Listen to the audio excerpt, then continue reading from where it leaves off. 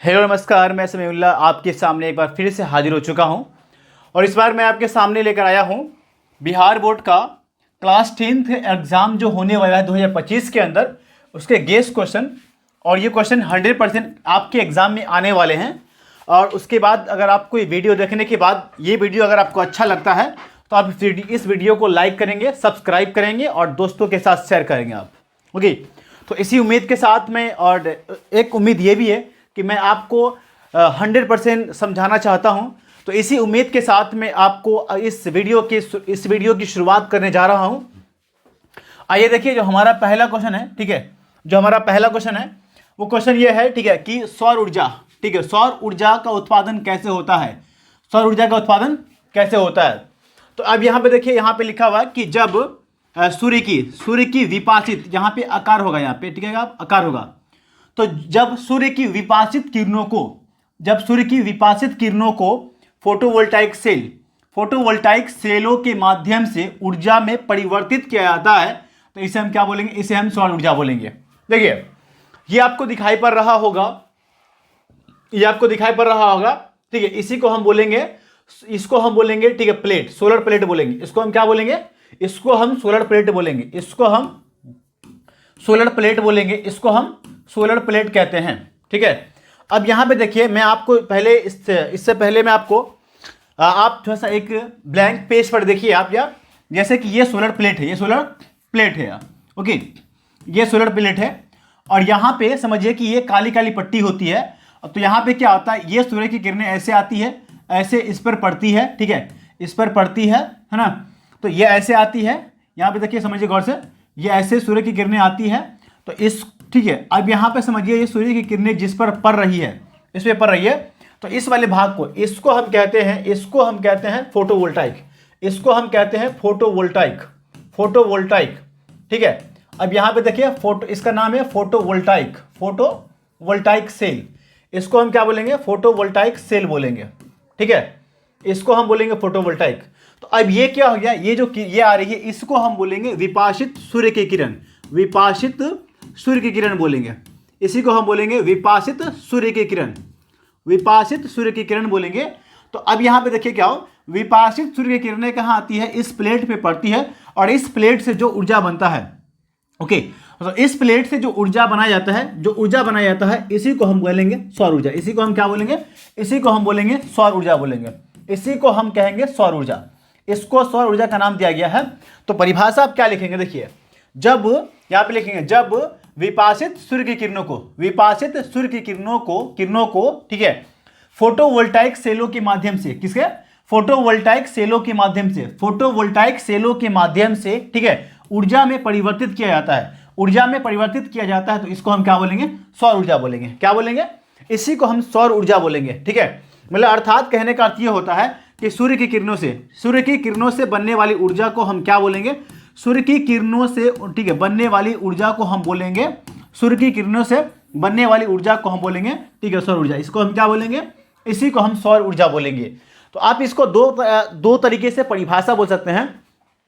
एक तो जो सिंपल परिभाषा, एकदम आम परिभाषा, उसको हम बोलेंगे, ठीक है, कि सूर्य की किरणों से बनने वाली ऊर्जा को, ठीक है, सौर ऊर्जा कहते हैं, ठीक है। और उसी को हम क्या करेंगे, जो सब परिभाषा ढंग का बनाएंगे, तो यहां पे हम लिखेंगे, ठीक है, जब, यहां पे देखिए, जब सूर्य की विपाशित किरणों को, ठीक है, ये आप देखिए यहां पे गौर से यार, ये जो आप दिखाई पड़ रहा है, इसी को हम बोलेंगे विपाशित किरण। क्या बोलेंगे इसको, इस सब को हम बोलेंगे विपाशित किरण बोलेंगे। हाँ, तो एग्जैक्टली यहां पे देखिए, जब सूर्य की विपाशित किरणों को फोटोवोल्टाइक सेलों में, ये आपका फोटोवोल्टाइक सेल है यार, ठीक है, यही आपका फोटोवोल्टाइक सेल है।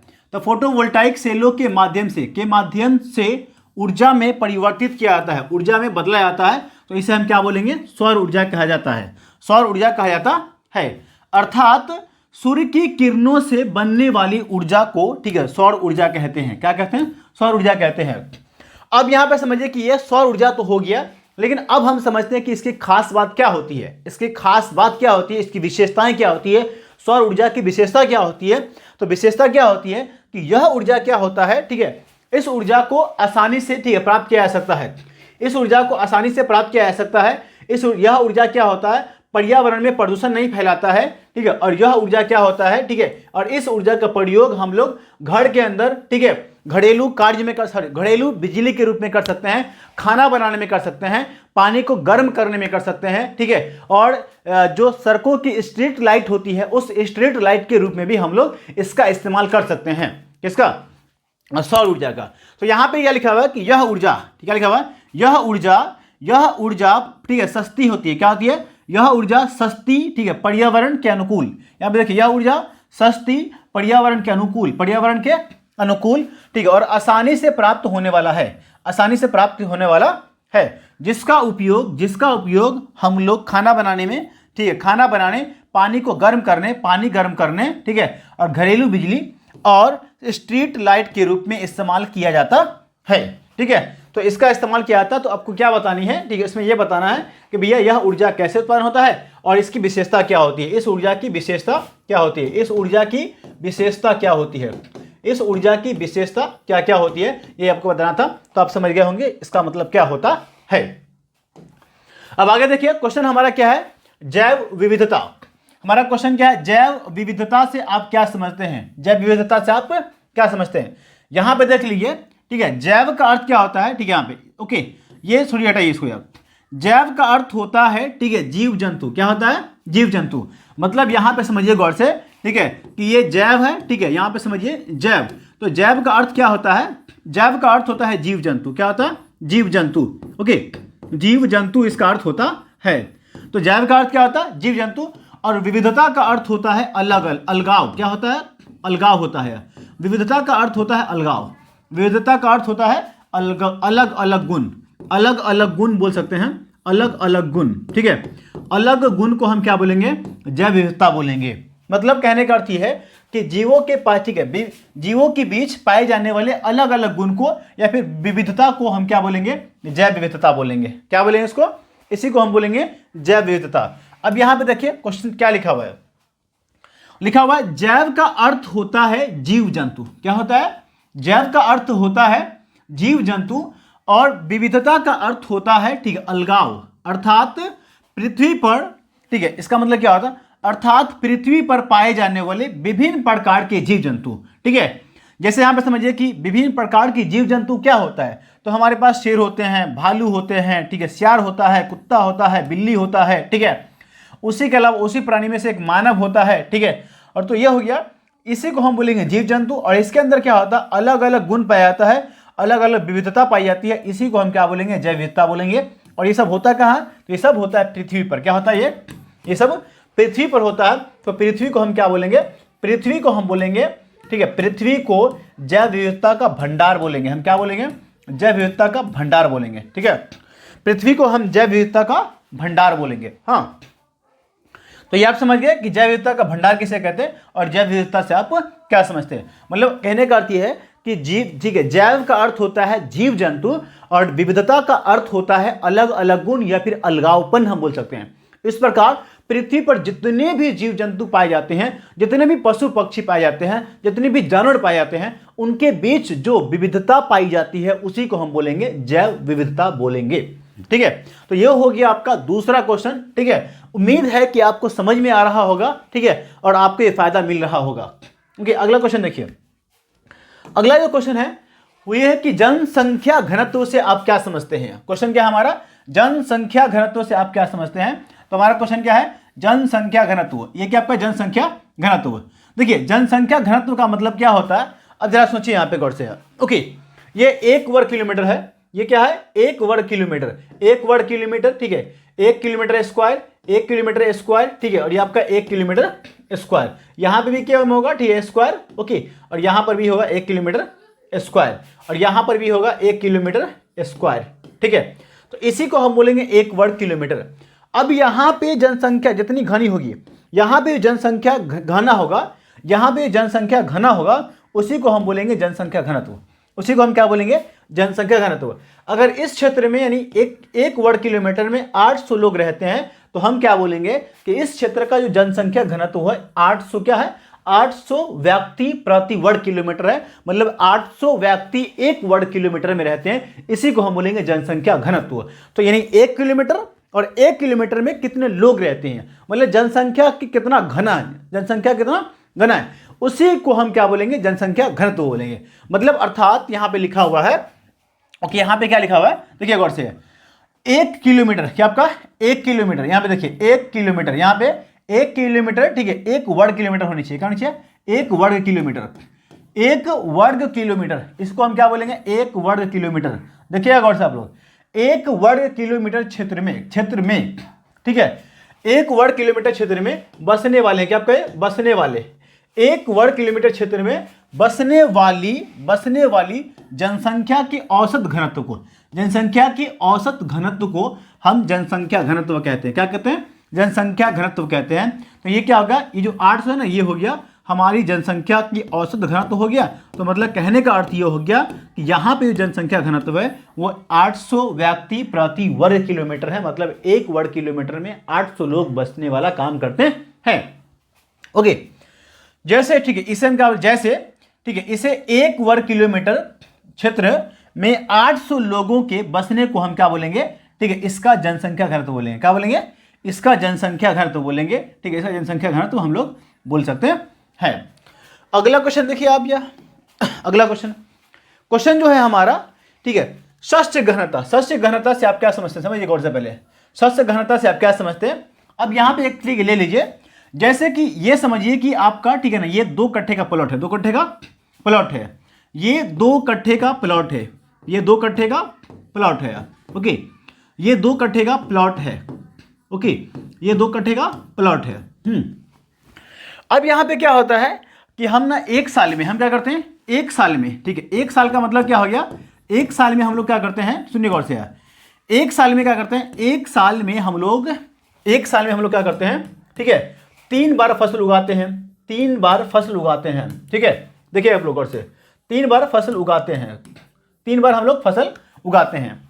तो अब जरा यहां पे समझिए, ठीक है, कि इस 2 कट्ठे को हम क्या करेंगे, ठीक है, 2 कट्ठे को हम क्या करेंगे, ठीक है, एक बार क्या करेंगे, 2 कट्ठे को एक बार बोएंगे, ठीक है, 2 कट्ठे को एक बार और दूसरी फसल में बोएंगे, और ठीक है, इस 2 कट्ठे को हम क्या करेंगे, ठीक है, दूसरी फसल लगा के तीसरी बार बोएंगे। तो पहली बार, दूसरी बार, तीसरी बार, पहली बार, दूसरी बार, तीसरी बार। तो ये क्या हो गया, मतलब जमीन तो क्या है, भूमि तो ओरिजिनल 2 ही कट्ठा है, भूमि क्या है, ओरिजिनल 2 ही कट्ठा है, ओरिजिनल 2 ही कट्ठा है। लेकिन हम कहा कि इसको 1 बार बो दिए, 2 बार बो दिए, 3 बार बो दिए। तो इसका मतलब हम कहा कि इस 2 कट्ठे को हम क्या किए, 3 बार इस्तेमाल कर लिए। कितना बार इस्तेमाल कर लिए, 3 बार इस्तेमाल कर लिए। तो मतलब कहने का अर्थ यह हो गया, ठीक है, इसको हम ये कह सकते हैं, ओके, इसको हम कह सकते हैं कि 1 साल में भूमि के 1 टुकड़े पर, भूमि के 1 टुकड़े पर, इसी को हम क्या बोलेंगे, भूमि के 1 टुकड़े, 1 साल में भूमि के 1 टुकड़े पर, भूमि के 1 टुकड़े पर, ठीक है, 1 से अधिक बार फसलों को लगा करके, ठीक है, जब हम ऐसा करेंगे तो ऐसा करने से क्या होगा, ऐसा करने से हमारा क्या होगा, उत्पादन वृद्धि होगा। क्या होगा, उत्पादन में वृद्धि होगा। इसको हम क्या बोल सकते हैं, उत्पादन में वृद्धि होगा। यानी इससे क्या होगा, हमारा उत्पादन में वृद्धि होने वाला है। ये क्या होगा, आपका उत्पादन में वृद्धि होने वाला है। तो आप क्या बोलेंगे, ठीक है, 1 साल में, यानी 1 कृषि वर्ष में, क्या बोलेंगे इसको, 1 साल में या 1 कृषि वर्ष में, ठीक है, 1 कृषि वर्ष में, ठीक है, भूमि के 1 टुकड़े पर, यह क्या हो गया, भूमि के 1 टुकड़े पर, भूमि के 1 टुकड़े पर 1 से अधिक बार, यानी 3 बार हम क्या कर दिए, लगा दिए, 1 बार, 2 बार, 3 बार, 1 से अधिक बार फसलों को उगा करके, ठीक है, इस उत्पादन में वृद्धि करना है। इस उत्पादन में वृद्धि करने को हम क्या बोलेंगे, इस उत्पादन में वृद्धि करने को हम बोलेंगे शस्य घनता। इसी को हम क्या बोलेंगे, इसी को हम बोलेंगे शस्य घनता बोलेंगे। इसी को हम क्या बोलेंगे, शस्य घनता बोलेंगे। इसको हम बोलेंगे शस्य घनता, इसको हम बोल सकते हैं। ओके, इसी को हम बोलेंगे शस्य घनता। अब जरा सोचिए कि अगर हम क्या करेंगे, अगर 3 बार फसल उगाएंगे तो इसको प्रभावित करने वाला कौन कौन सा कारक होगा, मतलब शस्य घनता के अंदर उत्पादन ज्यादा कैसे बढ़ेगा। तो जाहिर सी बात है, क्या करेंगे, अगर यहां पे हम क्या करेंगे, खाद का इस्तेमाल करेंगे, क्या करेंगे, खाद का इस्तेमाल करेंगे, अच्छे बीज का इस्तेमाल करेंगे, ज्यादा पूंजी का इस्तेमाल करेंगे, क्या करेंगे लोग, ज्यादा पूंजी का इस्तेमाल करेंगे, और कीटनाशक दवाई, क्या आपका कीटनाशक दवाई का प्रयोग करेंगे, तो इससे क्या होगा, हमारे उत्पादन में और वृद्धि आएगा, और ठीक और वृद्धि आने वाला है। इससे क्या होगा, उत्पादन में और वृद्धि आने वाला है, उत्पादन में और वृद्धि आने वाला है। तो मतलब कहने का अर्थ यह है कि ये समझिए इसी को हम बोलेंगे शस्य गहनता को प्रभावित करने वाले कारक। तो आपको समझ में आ गया कि शस्य गहनता क्या होता है। तो शस्य गहनता को प्रभावित करने वाले दो कारक हैं। तो पहला क्या पे देखिए, शस्य गहनता को प्रभावित करने वाले दो कारक क्या है, तो पूंजी, क्या है, पूंजी, ठीक है, कृषि का यांत्रिकरण, कृषि का यांत्रिकरण मतलब कृषि के क्षेत्रों में मशीन का उपयोग, मशीन का उपयोग को हम बोलेंगे यांत्रिकरण, ओके, और कीटनाशक दवाइयों का प्रयोग, और कीटनाशक दवाइयों का प्रयोग। ये देखिए तीन बात है यार। जब हम क्या करेंगे, अधिक से अधिक पूंजी का इस्तेमाल करेंगे, कृषि में मशीन लेकर आ जाएंगे, ठीक है, और कीटनाशक दवाई का प्रयोग करेंगे, तो इनके प्रयोग से क्या होगा, हमारे कृषि के उत्पादन में और वृद्धि होगी। हमारे कृषि के उत्पादन में क्या होगा, कृषि में उत्पादन में, ठीक है, सॉरी, कृषि उत्पादन और भी बढ़ जाती है, और भी बढ़ जाती है, ठीक है। इसी को हम क्या बोलेंगे, इसी को हम बढ़ जाता है, ठीक है, बढ़ जाता है, ठीक, बढ़ जाती है, जो जिसको हम क्या बोलेंगे, जिसको, ठीक है, जिससे क्या होता है, इसको यहाँ पे गलत लिखा हुआ है, ओके, यहाँ पे क्या होगा, जिससे, यहाँ पे क्या होगा, जिससे, ओके, यहाँ पे क्या होगा, जिससे, ओके, जिससे क्या होता है, जिससे, ठीक है, शस्य गहनता प्रभावित होती है, जिससे शस्य गहनता प्रभावित होती है। अगला क्वेश्चन देखिए, अगला क्वेश्चन आपके सामने जो है, अगला जो क्वेश्चन है सामने आपका, देखिए सतत विकास की अवधारणा क्या होती है। आप पहले इसको समझ लीजिए, सतत विकास क्या होता है। देखिए इसको पहले समझिए, वर्ड से समझिए, सतत विकास, सतत विकास, देखिए ये सतत और ये आपका विकास, ये आपका विकास है ना, समझिए गौर से। सतत का मतलब होता है लगातार, क्या होता है इसका मतलब, इसका मतलब लगातार होता है, क्या होता है, इसका मतलब होता है लगातार, इसका मतलब होता है लगातार, इसका मतलब होता है लगातार, ठीक है। और विकास का मतलब होता है डेवलपमेंट, या फिर इसी को हम बोल सकते हैं तरक्की, क्या बोल सकते हैं इसको, तरक्की, ओके। विकास का मतलब क्या होता है, तरक्की। तो मतलब कहने का अर्थ ये कि सतत विकास वैसा विकास होना, ठीक है, वैसा विकास हो, वैसा विकास हो जो लगातार क्या हो, लगातार चले, लगातार चले, ठीक है। तो लगातार चलने वाले विकास को हम क्या बोलेंगे, सतत विकास बोलेंगे। ये हम देखें, परिभाषा देखें हम वर्ड के हिसाब से, जो उसके वर्ड में लिखा हुआ उस वर्ड को अगर हम देखेंगे तो इससे पता चलता है कि वैसा विकास जो लगातार चले, जो, ठीक है, जो सदियों सदियों चले, ठीक है, लगातार चले, 100-200 साल, ठीक है, 200 साल चले, 400 साल चले, 500 साल चले, ठीक है, 1000 साल चले, ठीक है, या फिर 2000 साल चले, तो वैसे विकास को हम क्या बोलेंगे, सतत विकास बोलेंगे, ठीक है। लेकिन जरा इसका परिभाषा और अच्छे से देखेगा आप तो इसके परिभाषा क्या होगा। देखिए यहाँ पे ये है आपका, ठीक है ना, इसको हम बोलेंगे वर्तमान पीढ़ी, इसको हम क्या बोलेंगे, वर्तमान पीढ़ी, इसको हम बोलेंगे वर्तमान पीढ़ी, ठीक है। देखिए इसको हम बोलेंगे, ठीक है, इसको हम बोलेंगे, ठीक है, पर्यावरण, क्या बोलेंगे इसको, पर्यावरण, इसी को हम क्या बोलेंगे, पर्यावरण, इसी को हम क्या बोलेंगे, पर्यावरण बोलेंगे, ठीक है। ये क्या है आपका, पर्यावरण, ठीक है। देखिए ओके, ये हमारा क्या है, पर्यावरण, ये क्या हमारा पर्यावरण है, ठीक है, ये हमारा पर्यावरण है। देखिएगा गौर से आप लोग, ठीक है ना यार, ठीक है, ये हमारा क्या है, पर्यावरण, देख लीजिए आप यार, ठीक है ना। अरे बाप रे,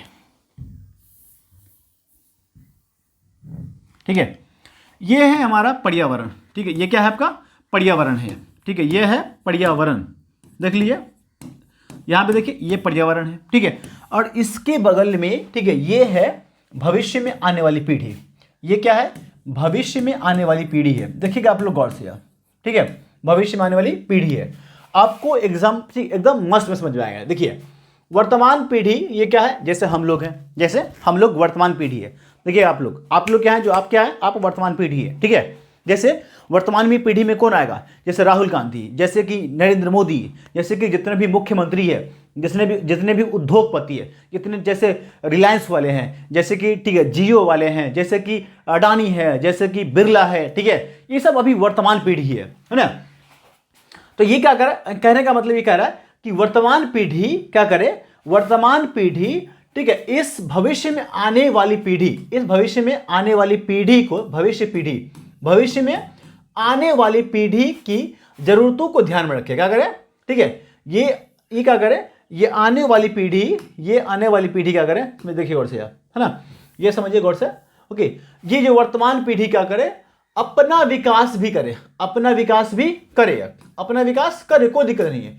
लेकिन ये क्या करे, ठीक है, ये आने वाली पीढ़ी के जरूरतों को भी ध्यान में रखेगा, मतलब इसके जरूरतों को भी ध्यान में रखे। ओके, इसके जरूरतों को भी ये लोग, इनको ध्यान में रखना पड़ेगा, इनको ध्यान में रखना पड़ेगा। ओके, ध्यान में रखना पड़ेगा। और प्लस क्या होगा, प्लस ये लोग, ठीक है, पर्यावरण को नुकसान नहीं पहुंचाएंगे, पर्यावरण को नुकसान नहीं पहुंचाएंगे।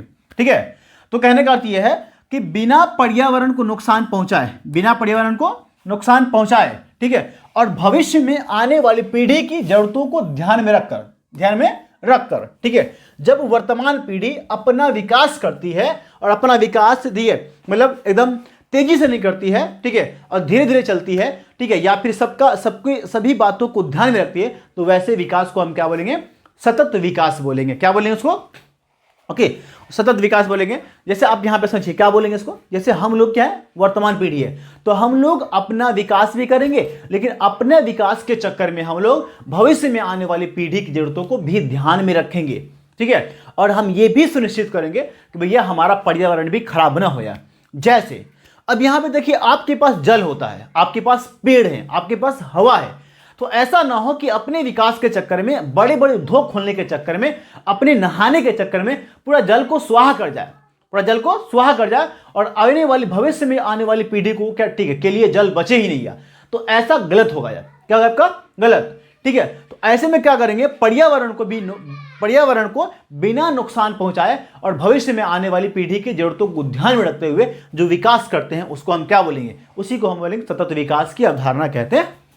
ठीक है, तो उम्मीद है कि आप लोग समझ गए होंगे क्या होता है। देखिए, तो अब यहां से देखिए लिखा हुआ है, यह विकास की एक ऐसी प्रक्रिया है, सुनिएगा गौर से मेरी बातों को, जो हम बताएं पीछे है, यह विकास की एक ऐसी प्रक्रिया है जिसमें भविष्य में आने वाली पीढ़ी की जरूरतों को ध्यान में रखते हुए, ठीक है, ध्यान में रखते हुए, और क्या आपका, और पर्यावरण को बिना नुकसान पहुंचाए, पर्यावरण को बिना नुकसान पहुंचाते हुए जब विकास किया जाता है, तो यही क्या होता है, तो यही विकास को हम सतत विकास कहते हैं। ओके, तो इसे हम क्या बोलेंगे, सतत विकास की अवधारणा बोलेंगे। क्या बोलेंगे इसको, सतत विकास की अवधारणा कहते हैं।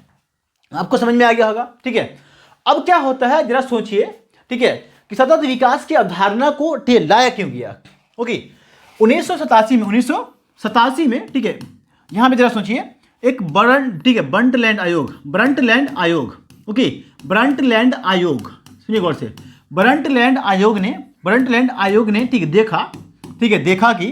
है देखा कि भैया ये लोग जो अधिक लोग हैं, वो क्या कर रहे हैं, संसाधनों का इतना इस्तेमाल कर रहे हैं कि संसाधन में क्या हो रहा है, लगातार कमी आ रही है। ठीक है, संसाधनों में क्या हो रहा है, लगातार कमी आ रही है। ओके, संसाधनों में क्या आ रही है, लगातार कमी आ रही है, संसाधनों में लगातार कमी आ रही है, उसका भंडार कम रहा है। क्या हो रहा है, उसका भंडार कम हो रहा है।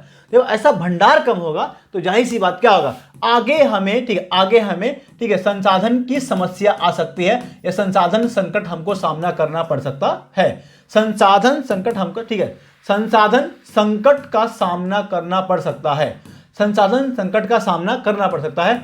इस बात को देखते हुए सबसे पहले, ठीक, 1987 के अंदर ब्रंटलैंड आयोग क्या करते हैं, ठीक है, इस सतत विकास की अवधारणा को पेश करते हैं। ठीक है, इस सतत विकास की अवधारणा को पेश करते हैं। ठीक है, सतत विकास की अवधारणा को पेश करते हैं, मतलब कहने का अर्थ यह है कि जो हम लोग, ठीक है, संसाधन को एकदम खा गए थे, संसाधन को एकदम, ठीक है, निचोड़ लिए थे, उसकी वजह से संसाधनों का भंडार कम हो रहा था, और उसी संसाधनों के भंडार को कम, ठीक है, मतलब आगे बिल्कुल ना कम हो जाए, इससे बचाने के लिए सतत विकास की अवधारणा को लाया गया था। मतलब कहने का अर्थ यह है, ठीक है, कहने का अर्थ यह है, ठीक है, कि आप, ठीक है, कहने का अर्थ यह है, ओके, कहने का अर्थ यह है कि आप अपने बेटा के लिए, अपने पोता के लिए, ठीक है, संसाधन को बचा कर रखें। ठीक है, अगर उसके लिए कम होगा तो फिर आपको गलिया आएगा, और हमको भी गलिया आएगा, ठीक है, पूरी दुनिया, पूरी समाज को गलिया आएगा, है ना।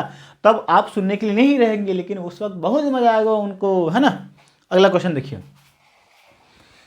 अगला जो क्वेश्चन है वो क्या कह रहा है, अगला क्वेश्चन है प्राकृतिक आपदा, ठीक है, और मानव जनित आपदा से आप क्या समझते हैं, ठीक है, में क्या अंतर है। ओके, क्वेश्चन क्या हमारा, प्राकृतिक आपदा और मानव जनित आपदा से आप क्या समझते हैं। देखिए गौर से आप, ये है ना, यहाँ पे देखिए, एक तरफ क्या है, प्राकृतिक आपदा, ठीक, यहाँ पे देख लीजिए, इसको हम क्या बताया, सिंपल है। ओके, प्राकृतिक आपदा का मतलब होता है कुदरती आपदा।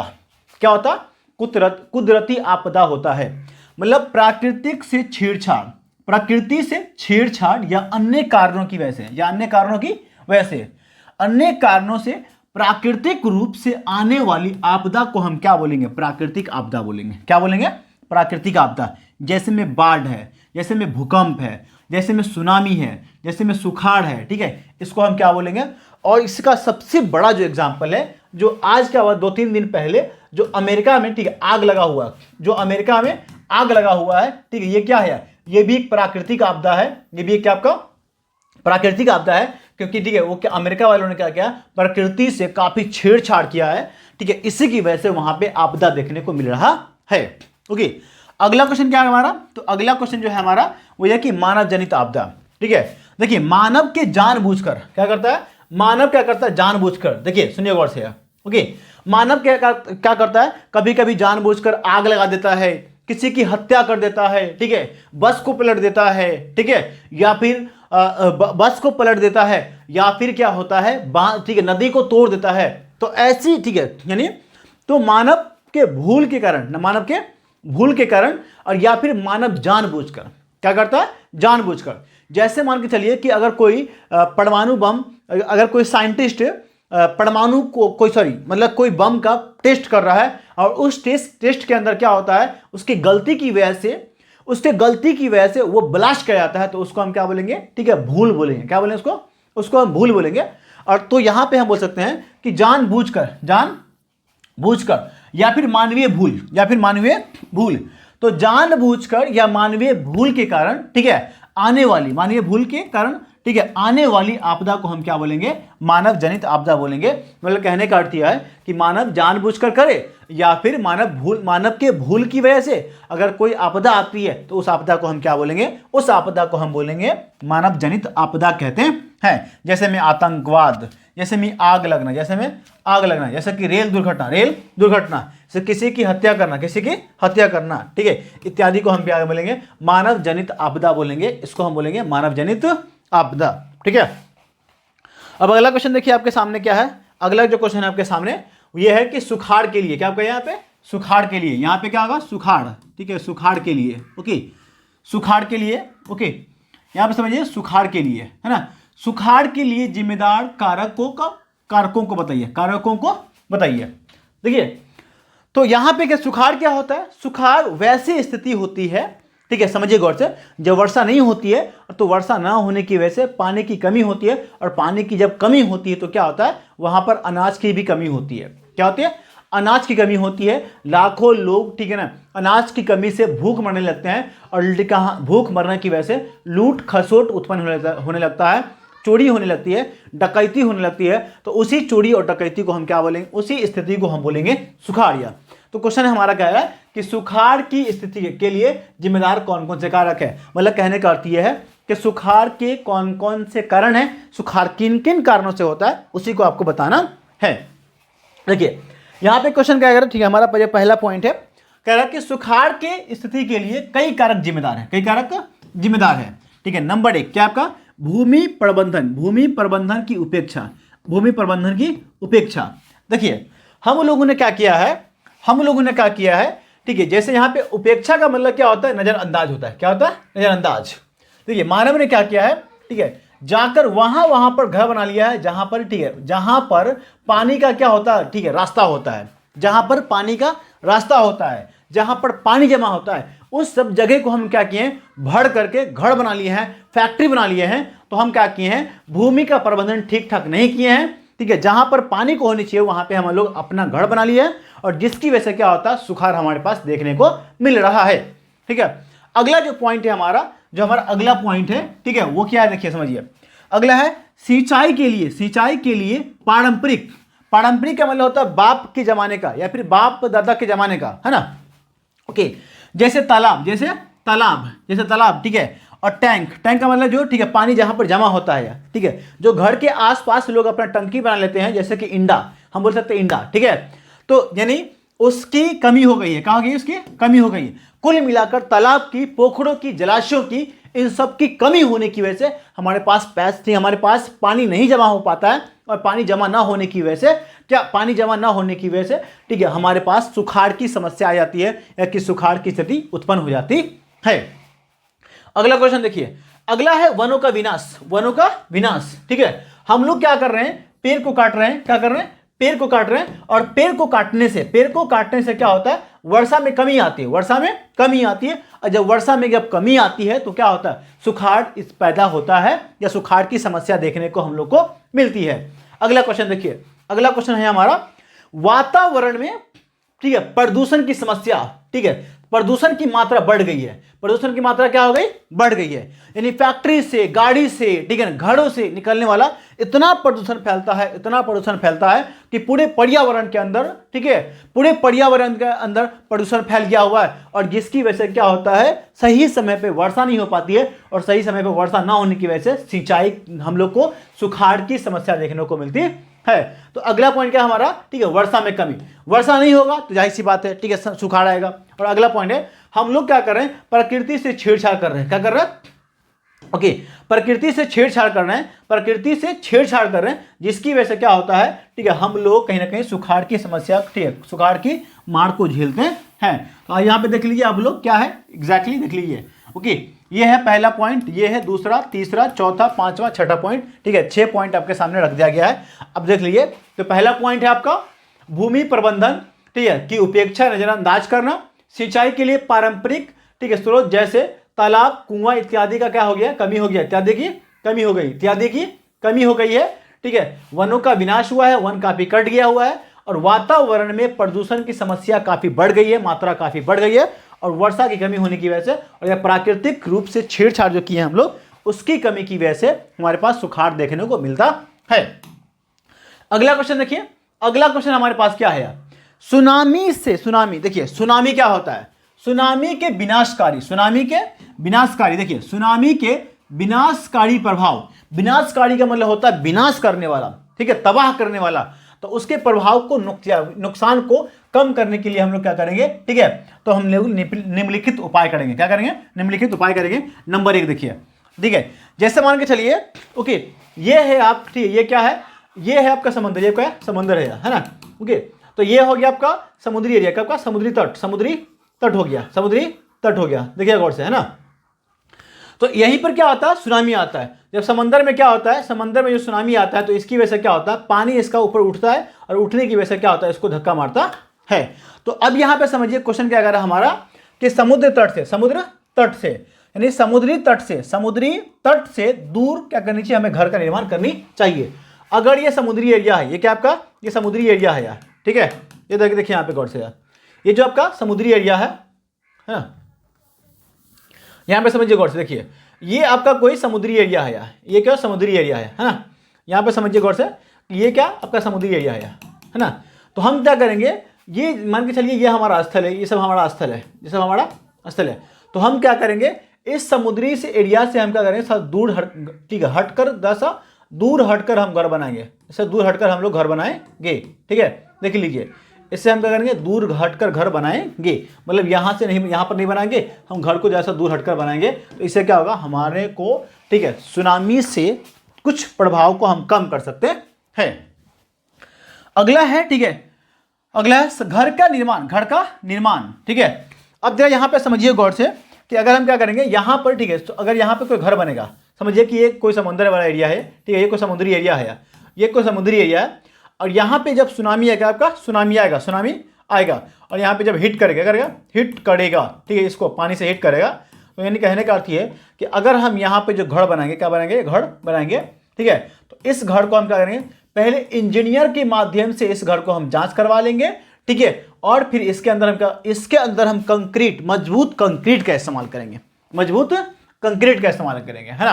तो घर कैसा बननी चाहिए, तो घर का निर्माण इंजीनियरों द्वारा मजबूत कंक्रीट के माध्यम से करनी चाहिए। ओके, अगला पॉइंट क्या है हमारा, तो अगला पॉइंट है हमारा समुद्री तट, समुद्री तट के किनारे, समुद्री तट के किनारे, ठीक है, समुद्री तट के किनारे क्या करेंगे हम लोग यहाँ पे, ठीक है, झाड़ क्या लगाएंगे, मैंग्रोव वन लगाएंगे, क्या लगाएंगे हम लोग यहाँ पर, मैंग्रोव वन लगा देंगे, क्या लगा देंगे, मैंग्रोव वन लगा देंगे, ठीक है। यहाँ पे क्या होगा, हम लोग यहाँ पर इस जगह पे यानी ठीक है इस वाले एरिया में क्या करेंगे, हम लोग इस वाले एरिया में मैंग्रोव वन लगा देंगे। क्या इसमें मैंग्रोव वन की झाड़ियाँ लगाएंगे, मैंग्रोव वन की झाड़ियाँ लगाएंगे, है ना। देखिए मैंग्रोव वन की झाड़ियाँ क्या होती है, मैंग्रोव वन की झाड़ियाँ में क्या होता है, बहुत सारा उसके अंदर झाड़ी बहुत ज़्यादा होता है, झाड़ी बहुत ज़्यादा होता है। और जब झाड़ी होता है तो वो क्या करेगा, वो ना ठीक है समंदर से आने वाली जो लहर होगी, पानी की लहर होगी, उस पानी की लहर को कम कर सकती है, या फिर उस पानी की लहर को ठीक है के जो गति है उस गति को कम करेगी। तो क्या होगा, आगे जो आदमी होगा उस पर असर कम पड़ेगा, किसका, पानी का, है ना। अगला जो पॉइंट है हमारा वो सुनामी से बचने के लिए, सुनामी से बचने के लिए लोगों को प्रशिक्षण देनी चाहिए। क्या करनी चाहिए, सुनामी के वक्त क्या करनी चाहिए, सुनामी आए ठीक है कब आ सकता है, ठीक है सुनामी के अंदर क्या क्या हमको ठीक है सावधान रहना चाहिए, इन सारी की सारी बातों का प्रशिक्षण सरकार के द्वारा पहले से वहां के आसपास के लोगों को करवानी चाहिए जहां पर सुनामी आता है। ओके इसमें अब ठीक है जैसे कि मुंबई में क्या होता है, मुंबई के आसपास क्या है, जैसे मुंबई है, केरल है, ठीक है, तो वहां पर है ना हमेशा सुनामी आता ही रहता है, मतलब सुनामी आता ही रहता है, ठीक है। तो सुनामी जब आता है तो वहां पर हम लोगों को समझाएंगे या फिर लोगों को सिखाएंगे या फिर लोगों को प्रशिक्षण देंगे कि सुनामी के समय हमें क्या करना चाहिए, सुनामी के समय हमें किन बातों का ध्यान रखनी चाहिए और सुनामी के समय हमें किन बातों को ठीक है नहीं करनी चाहिए। ये सारी बातों को हम क्या करेंगे, प्रशिक्षण देंगे। तो ये हो गया लोगों को हम लोग प्रशिक्षण देंगे। अगला क्वेश्चन क्या हमारा कि इस सुनामी से नहीं समंदर में आने वाली सुनामी की क्या करेंगे, इस घटना को हम करेंगे टेलीविजन पे हम लोग पहले इसको बत्ती के लोगों को दिखा देंगे, ओके।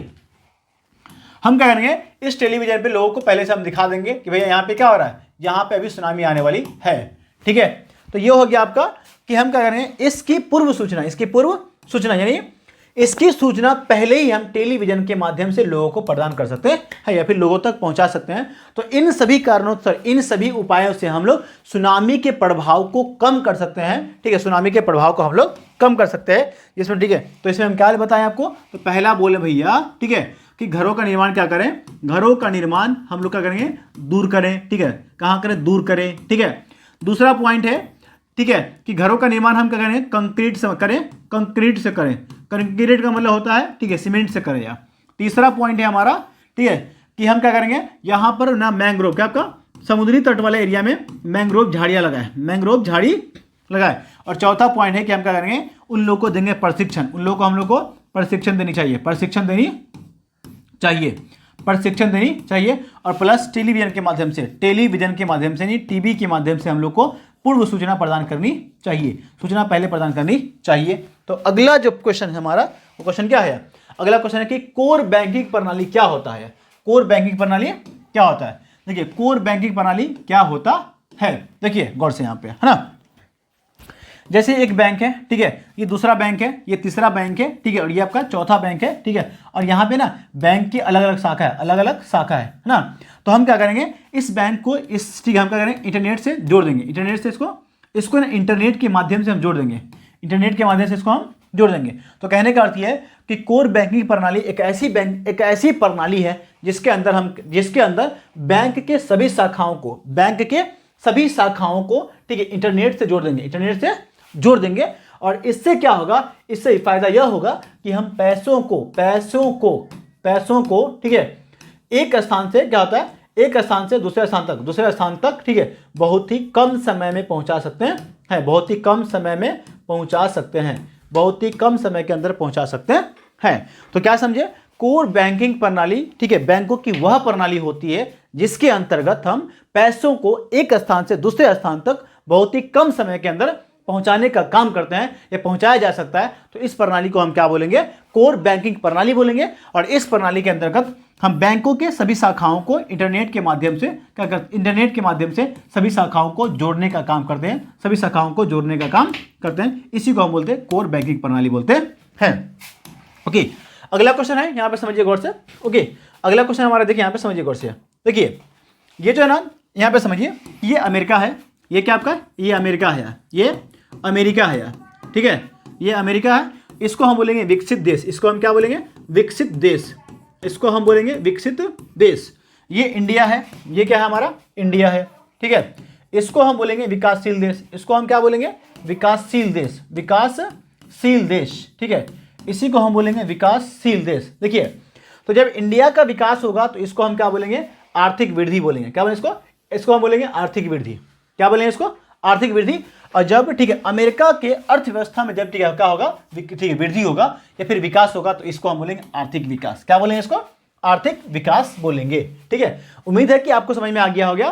ठीक है, कि अमेरिका जैसी विकसित अर्थव्यवस्था के विकास को हम क्या बोलेंगे, आर्थिक विकास कहा जाता है, जबकि भारत जैसे विकासशील देशों के ठीक है अर्थव्यवस्था के विकास को हम क्या बोलेंगे, आर्थिक वृद्धि कहते हैं। ठीक है, ये देख लीजिए। तो अगला क्वेश्चन जो है आपका, अगला क्वेश्चन यहाँ पे समझ लीजिए गौर से। ये जो क्वेश्चन है ना, ये आपके गांव में यहाँ पे समझिए गौर से कि 4, 5 या फिर 10 महिलाओं का क्या होता है, ग्रुप होता है। ग्रुप होता है, ये क्या होता है, ग्रामीण क्षेत्रों में होता है। क्या होता है, गांव में होता है, ये गांव में होता है या ग्रामीण क्षेत्रों में होता है। तो इसमें क्या होती है, ठीक है 10 से 15 या फिर 15 से 20, 15 से 20। देखिए गौर से आप यहाँ पे क्या, इसमें क्या होता है 15 से 20 खासकर महिलाओं, क्या होता है, खासकर महिला। ओके, महिलाओं का एक ऐसा समूह होता है। क्या होता है, महिलाओं का एक ऐसा समूह होता है। महिलाओं का एक ऐसा समूह होता है। यहाँ पे क्या करती है, 10-20 रुपया जमा करती है, 10-20 रुपया जमा करती है। और जमा करने के बाद ये जाती है बैंक, ये जाता है समूह बैंक जाता है। ठीक है, और ये क्या करता है, बैंक से पैसा लेता है, बैंक से ऋण लेता है, बैंक से ऋण लेता है।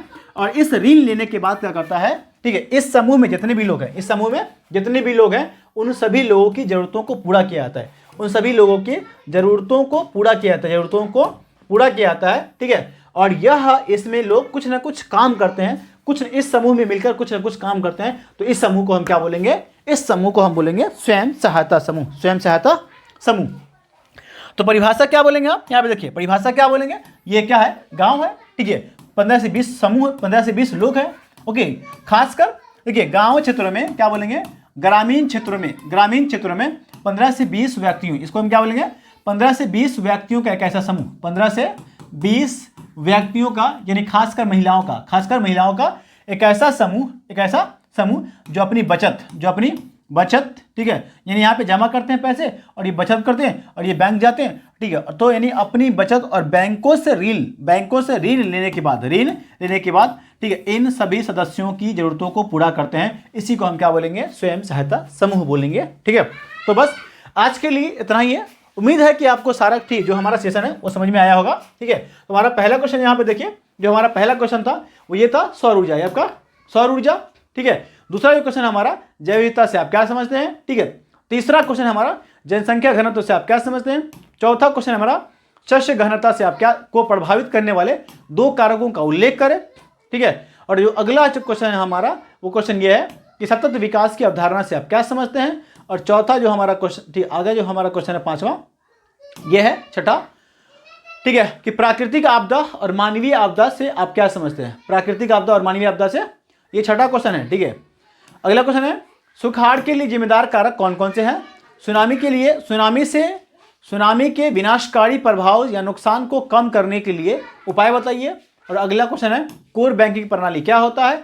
इसके आगे जो क्वेश्चन है हमारा, ठीक है, ये आर्थिक विकास और आर्थिक वृद्धि में क्या अंतर है स्पष्ट करें। और जो लास्ट क्वेश्चन था हमारा स्वयं सहायता समूह से आप क्या समझते हैं। तो आज के सेशन में इतना ही, बस मैं आपसे लेता हूं विदा। तब तक के लिए अपना ख्याल रखिए। ठीक है, और मैं आपको कहना चाहता हूं जय हिंद।